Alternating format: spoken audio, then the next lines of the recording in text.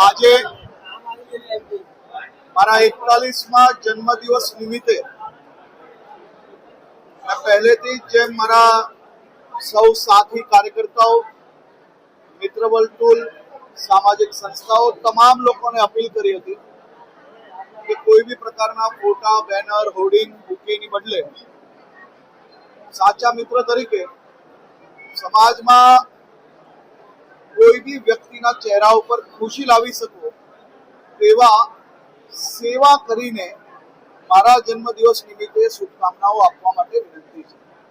આજે સુરત શહેરમાં 250થી વધારે જગ્યાઓ પર જે સામાજિક સંસ્થાઓ દ્વારા, સેવાભાવી લોકો દ્વારા, ભારતીય જનતા પાર્ટીના અલગ અલગ બોર્ડો દ્વારા, મારા સૌ સાથી કાર્યકર્તાઓ દ્વારા જે સેવાના કાર્યક્રમોનું આયોજન કર્યું છે તેવા સૌ સાથીઓને હું સર્વપ્રથમ ખૂબ ખૂબ આભાર માનું છું. આ જ પ્રકારે ગુજરાતભરમાં ગાંધીનગર, અમદાવાદ, અલગ અલગ જિલ્લાઓમાં જે સેવા કાર્યોને આજે કાર્યક્રમ દ્વારા જે લોકોને અને લોકોના ચહેરા ઉપર જે સ્મિત લાવવાનું કામ કર્યું છે એવા બી મારા સૌ સાથીઓનો ખૂબ ખૂબ આભાર માનું. ગૌ માતા એ આપણા સૌની આસ્થાનું સૌથી મોટું કેન્દ્ર છે.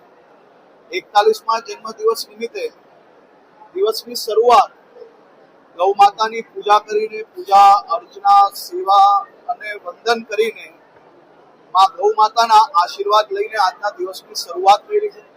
આજનો દિવસ એ મારા જીવનનો ખૂબ મહત્વનો દિવસ છે.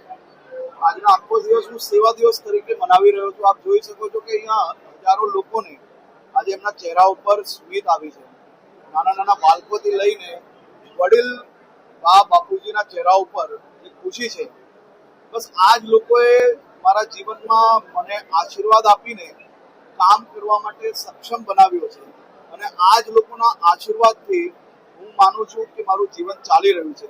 આમના આશીર્વાદ લઈ રહ્યો છું, સૌ લોકોને મળી રહ્યો છું. આજે હું સુરત શહેરના અલગ અલગ વિસ્તારોમાં, મારા અલગ અલગ જગ્યાઓ પર વડીલોને મળવા જવાનો છું, બાળકોને મળવા જવાનો છું અને સેવાભાવી સંસ્થાઓ દ્વારા જે કાર્યક્રમ કરવામાં આવ્યો છે કાર્યક્રમમાં હાજર. ગૌ માતાની પૂજા કરીને દિવસની શરૂઆત કરી. ગૌ માતાની રક્ષા કરવાની જવાબદારી જે રાજ્યના નાગરિકોએ આપી છે એ ગૌ હત્યારાઓને આ 1 વર્ષમાં 15થી વધારે ગૌ હત્યારાઓને સજા અપાવવામાં સફળતા પ્રાપ્ત થઈ છે.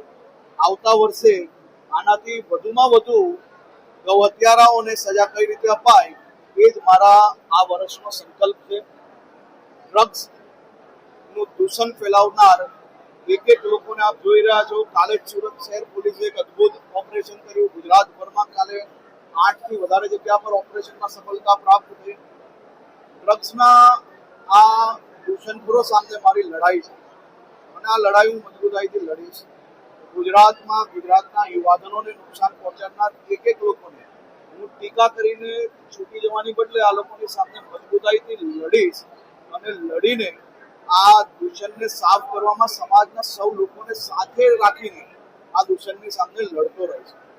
દીકરીઓને ન્યાય અપાવવા માટેનું જે ફાસ્ટ ટ્રેક કામગીરી ચાલી રહી છે એ કામગીરીમાં વધુ ઝડપ કઈ રીતે આવે તે માટે કામ કરીશ. મારી જે જવાબદારી રાજ્યના નાગરિકોએ મને આપી છે એ જવાબદારી અદા કરવા માટેનો પ્રયત્ન